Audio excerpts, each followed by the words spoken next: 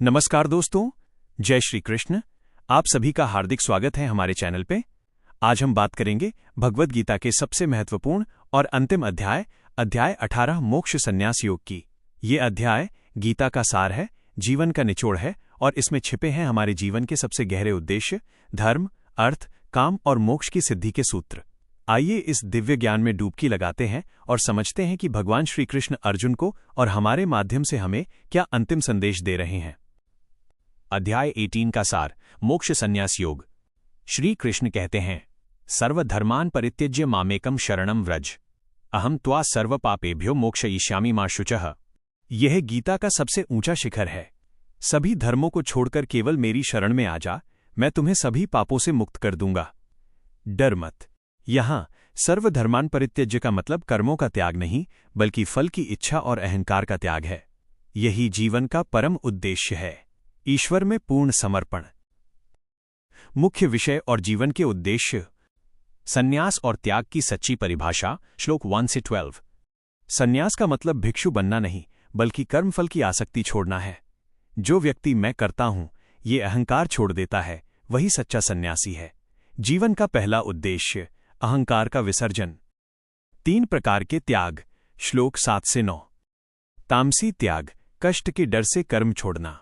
राजसी त्याग, फल की इच्छा से कर्म करना। सात्विक त्याग, कर्तव्य समझकर बिना फल की इच्छा के कर्म करना।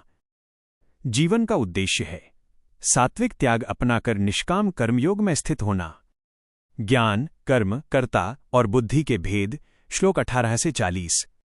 श्री कृष्ण यहां बताते हैं कि सात्विक ज्ञान वो है जो सब में एक परमात्मा को देखे। सात्विक कर्म वह है जो बिना आसक्ति के दूसरों के हित के लिए किया जाए।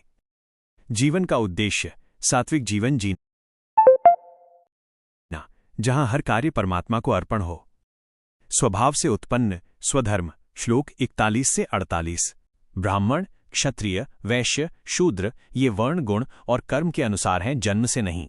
श्री कृष्ण कहते हैं, स्वधर्मे निधनम श्रेयः परधर्मो भयावह। अपना स्वधर्म, अपने स्वभाव का कार्य चाहे वो त्रुटिपूर्ण हो, उसे करना श्रेष्ठ है। पराय धर्म में पूर्णता भी भय लाती है।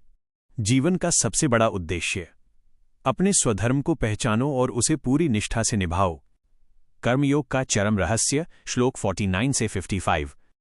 जो व्यक्ति इंद्रियों को जीत लेता है, मन को एकाग्र करता है और सभी प्राणियों में संभाव रखता है, वही ब्रह्म को प्राप्त करता है।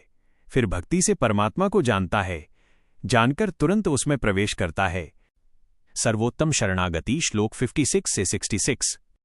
सबसे महत्वपूर्ण श्लोक 66।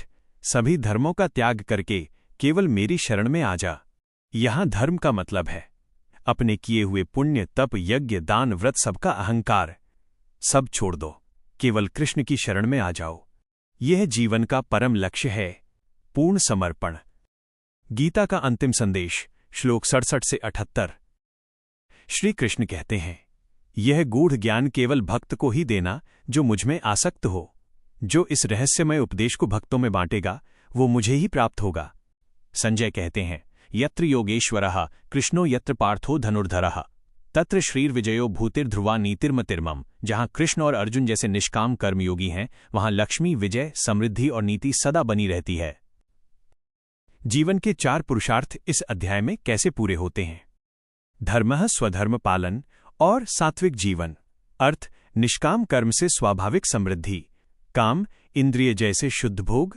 मोक्ष, शरणागति से परम शांति। दोस्तों, गीता का अध्याय 18 यही सिखाता है कि जीवन का अंतिम लक्ष्य है कर्म करना, फल नहीं मांगना, अहंकार छोड़ना और श्रीकृष्ण की शरण में जाना। इसी संदेश के साथ मैं आपसे निवेदन करता हूं, अगर ये ज्ञान आपको स्पर्श कर गया हो, अगर आप अपने जीवन में गीता के इस संदेश को उतारना चाहते हैं, तो अभी चैनल को सब्सक्राइब करें, लाइक करें, घंटी दबाएं और अपने सभी प्रियजनों के साथ इस वीडियो को शेयर करें, ताकि ये दिव्य ज्ञान हर घर तक पहुंचे। आपका बहुत बहुत धन्यवाद। जय श्री कृष्ण। हरिओ तत्सत। गीता का संपूर्ण सार एक पंक्ति में, युद्ध करो या जीवन जियो, बिना आसक्ति, बिना अहंकार, केवल कर्तव्य के लिए, और अंत में सब कुछ भगवान को समर्पित कर दो। यही गीता है। ओम शांति शांति शांति। जय श्री राधे कृष्ण।